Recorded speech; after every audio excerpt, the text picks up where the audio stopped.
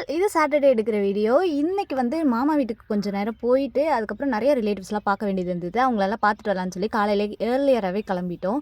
போகிற வழியில் பார்த்தா இந்த லில்லி தாமரைலாம் இங்கே நிறையா இருக்குது. அது ஆல்ரெடி எனக்கு தெரியும். ஸோ அதனால் அதை கலெக்ட் பண்ணுங்கிறதுக்காகவே என்னென்னலாம் வேணுமோ எல்லாத்தையும் எடுத்துகிட்டு அப்பாவையும் கூப்பிட்டுட்டு போயிருந்தேன். கொஞ்சம் வந்து லில்லி கிழங்குகள் போன வாட்டி வந்தப்போ லோட்டஸ் மட்டும் தான் எனக்கு கிடச்சிச்சு. சரி இந்த வாட்டி வந்து லில்லி வந்து பார்த்தோன்னே போன வாட்டி இருந்த இடத்துல வேறு இடம், இது வந்து பார்த்திங்கன்னா வேறு இடம். போன வருஷம் எடுத்த வீடியோ பார்த்தா வேறு இடத்துல எடுத்திருப்பேன். நிறைய லில்லி வந்து பக்கத்துலேயே இருந்தது. பார்த்தோன்னே சரி அப்பா போய் பொறிச்சிட்டு வந்துடலாம், பல்ப் மட்டும் முடிஞ்சால் எடுக்கலாம் அப்படின்னு பார்த்தோம். ஃபுல்லாக சேரு. இன்னும் கொஞ்சம் வத்தி இருந்துச்சு அப்படின்னா எடுக்கிறதுக்கு இன்னுமே ஈஸியாக இருந்திருக்கும். இந்த வாட்டர் பாப்பி அதுக்கப்புறம் இந்த வாட்டர் லில்லிஸ்லாம் நிறையா இருந்தது. அதுவும் மல்டி கலர்ஸில் நிறையாவே இருந்தது.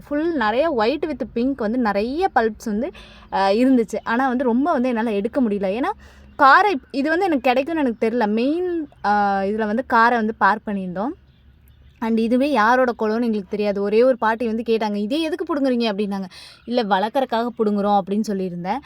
சரி ஓகே, அதை பார்த்து கொஞ்சமாக மட்டும் எடுங்க, கால் உள்ளே வச்சிங்க அப்படின்னா வலிக்கிறோம் அப்படின்னாங்க. சரி முடிஞ்ச அளவுக்கு மட்டும் எடுத்துக்கலாம். ஏன்னா கார்லேயுமே நிறைய வைக்க முடியாது திங்ஸை, மாமா வீட்டுக்கு போகிறனால. இதை பார்த்து கொண்டு வரதுங்கிறது நான் மண்டே தான் கிளம்புறேன். அப்போ ரொம்ப கஷ்டமாக போயிடும் அப்படிங்கிறனால அப்பா மட்டுமே கொஞ்சமாக எடுத்து கொடுங்க அப்படின்னு சொல்லி அப்பா மட்டும் நின்று எடுத்துகிட்டு இருந்தார். நானுமே கொஞ்சம் கிழங்குகள் வந்து முன்னாடி இருந்ததை வந்து எடுத்துகிட்டு இருந்தேன். லில்லி வந்து பார்த்திங்கன்னா பல்ப்பில் தான் வச்சா வரும். இந்த மாதிரி பல்ப் வச்சோம் அப்படின்னா ஈஸியாக வந்து வந்துடும். இது வந்து வத்திட்டு இருக்கனால அது என்ன ஆயிடுச்சுன்னா மேலே வந்து நிறைய லில்லி வந்து அப்படியே படர்ந்துருந்தது. எடுக்கிறது கொஞ்சம் ஈஸியாக தான் இருந்தது. பல்ப் மட்டும் கொஞ்சம் கொஞ்சம் தேடி எடுத்தோம் அப்படின்னா நிறைய பல்ப்ஸ் வந்து இதில் எடுக்கலாம். ஆனால் எங்களுக்கு அதை எடுத்துகிட்டு போகிற அளவுக்கு ஸ்பேஸ் கிடையாது அப்படிங்கிறனால கொஞ்சம் மட்டும் எடுத்துக்கலான்னு எடுத்திருந்தேன். இந்த வாட்டர் பப்பியெல்லாம் பார்க்குறப்ப எனக்கு ரொம்ப இதாக இருந்தது. அட இங்கே இப்படி கிடைக்கே, அங்கே அவ்வளோக்கும் ஒவ்வொன்றுக்கும் நம்ம தேடி தேடி காசு கொடுத்து கிடைச்சும் கிடைக்காம இருக்குமே அப்படின்னு சொல்லிட்டு எனக்கு ரொம்ப இதாக இருந்தது. அண்ட் இது எப்படி கொண்டு போய் சேர்க்க போகிறோம் அப்படிங்கிறதுல இன்னொரு ட்விஸ்ட்டு தான்.